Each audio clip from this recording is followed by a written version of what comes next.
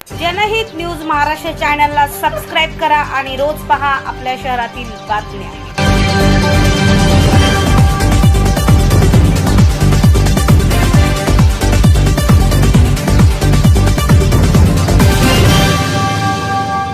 भारत पुन्हा गुलामगिरीच्या दिशेने ॲड, प्रकाश आंबेडकर यांचा घणाघात। मुंबई प्रतिनिधी अशोक शिरसाट आरएसएसचे इस्रायलशी असलेले संबंध, केंद्राचे परराष्ट्र धोरण आणि अमेरिकेसोबतचे एकतर्फी करार यामुळे भारत पुन्हा एकदा गुलामगिरीच्या दिशेने जात असल्याची भीती वंचित बहुजन आघाडीचे राष्ट्रीय अध्यक्ष ॲड. प्रकाश आंबेडकर यांनी व्यक्त केली आहे। या धोरणांमुळे भारतीय नागरिकांची सुरक्षा धोक्यात आली असून देशात संतापाची लाट असल्याचे सांगत आंबेडकरांनी केंद्र सरकारवर जोरदार हल्लाबोल केला। आंतरराष्ट्रीय स्तरावर गाजत असलेल्या ॲप्स्टीन फाईल्स आणि अमेरिकेशी सुरू असलेल्या एकतर्फी व्यापार कराराच्या निषेधार्थ सोमवारी मुंबईत वंचित बहुजन आघाडीच्या वतीने विराट मोर्चा काढण्यात आला होता। यावेळी छत्रपती शिवाजी महाराज टर्मिनस सीएसएमटी परिसर कार्यकर्त्यांच्या घोषणांनी दणाणून गेला होता। या आंदोलनादरम्यान कार्यकर्त्यांनी मोदी हटाव, देश बचाव अशा घोषणा देत परिसर दणाणून सोडला। आंदोलनाचे गांभीर्य लक्षात घेता सीएसएमटी परिसरात मोठा पोलीस बंदोबस्त तैनात करण्यात आला होता। आंबेडकर यांनी आपल्या भाषणात केंद्र सरकारच्या परराष्ट्र धोरणावर कडाडून टीका केली। भारत आपल्या सार्वभौमत्वाशी तडजोड करत असून हे भविष्यासाठी घातक असल्याचे त्यांनी नमूद केले। या आंदोलनात वंचित बहुजन आघाडीच्या महत्त्वाच्या नेत्यांनी सहभाग नोंदवला।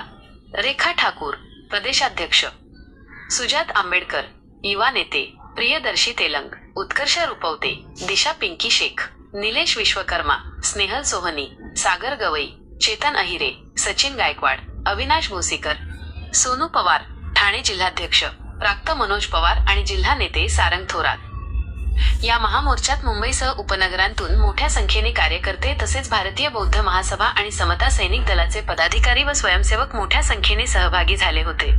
फाईलमध्ये देखील मोदींचं नाव असल्याचा तुम्ही आरोप लावलेला होता, दोन रील देखील आहेत। मी एवढंच सांगतो त्याच्यामध्ये की जे काही डीप स्टेट आहे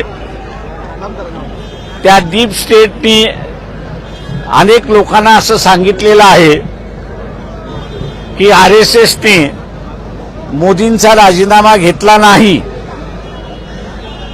आणि त्यांनी बीजेपी मधल्या कुठल्याही माणसाला पंतप्रधान करावं, ते जर केलं नाही तर ज्यामुळे मोदी ब्लॅकमेल होतात आहेत त्या संदर्भातल्या काही रील्स या बाहेर येतील असं ते सांगतायत।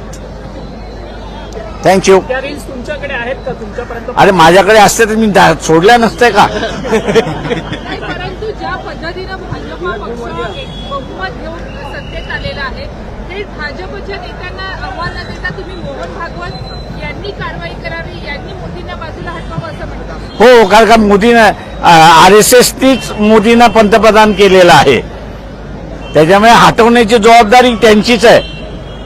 कारवाई होईल असं वाटतं का? पण त्यांना बाजूला केलं जाईल असं राहिलाय। स्वतः राहुल गांधी हे देखील ज्यावेळेस लोकसभेमध्ये बोलायला प्रयत्न करत होते त्यावेळेस त्यांना बोलून देखील दिलेलं नाही ना विरोधी पक्षनेत्याला। मी असं म्हणेन त्यांना तिथे बोलायला दिलं नाही तर आम्ही इथे निमंत्रण दिलं होतं, लोकांमध्ये बोलायचं होतं त्यांनी लोकांमध्ये येऊन जर बोलले तर मोदींना काढा किंवा नका काढू। ऑक्टोबर पर्यंत लोकसभेच्या निवडणुका राहुल गांधी लावू शकतो अशी परिस्थिती आहे। परंतु विरोधी पक्ष उदासीन आहे का रस्त्यावरची लढाई लढण्यामध्ये प्रामुख्याने? आता त्यांनी खुलासा त्यांचा करावा, मी काय सांगू शकत नाही। ते का लढत नाहीयेत, का रस्त्यावरती उतरत नाहीयेत, का आवाज उठवत नाहीये, याचा खुलासा उद्धव ठाकरेंनी करावा, राज ठाकरेंनी करावा, त्याच्याचबरोबर कम्युनिस्ट पार्टीज आहेत त्यांनी करावा, काँग्रेसचे राहुल गांधी आहेत, प्रियंका गांधी आहेत, सोनिया गांधी आहेत, खरगे आहेत, यांनी करावा, स्टॅलिन आहेत त्यांनी करावा, टीएमसीच्या ज्या ममता बॅनर्जी आहेत त्यांनी असं करावं। आणि सगळ्यात मोठं जे आहे ते दोन पार्टीज, एक म्हणजे नितीश कुमार आणि दुसरं असणारे चंद्रबाबू नायडू, यांनी ऍटलिस्ट मोदींना विचारावं की तुझं नाव इथपर्यंतच आहे का, ह्याच्या पुढे पण आहे। भारताची हवाई अड्डे ही कुठेतरी अमेरिकेच्या ताब्यात देण्यासाठीचं षडयंत्र सुरू आहे असा देखील दावा तुम्ही केलेला आहे। मी दावा नाही केला, मी असं विचारलेलं आहे की उद्या हे जर युद्ध वाढलं तर तुम्ही असणारा भारताचे हवाई अड्डे आणि आर्मी, का त्याच्यामध्ये डिफेन्स हा सुद्धा इश्यू आहे, तर तुम्ही असणारा आर्मी सुद्धा लेन करणार आहात का? आणि एअरपोर्ट जे आहेत ते इराणवरती हल्ला करण्यासाठी तुम्ही ते देणार आहात का, याचा खुलासा गव्हर्नमेंटनी केला पाहिजे. खामेनींच्या मृत्यूबद्दल अजून देखील पंतप्रधान नरेंद्र मोदी यांनी कोणतंच वक्तव्य केलेलं नाही. त्यांच्या शोकही व्यक्त केलेला नाही.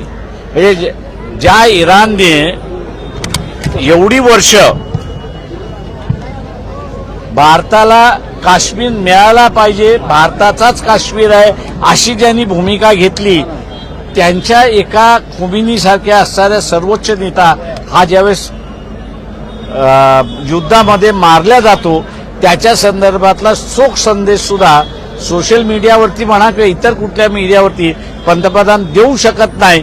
ही सगळ्यात मोठी शोकांतिका असं मी त्या ठिकाणी म्हणतोय.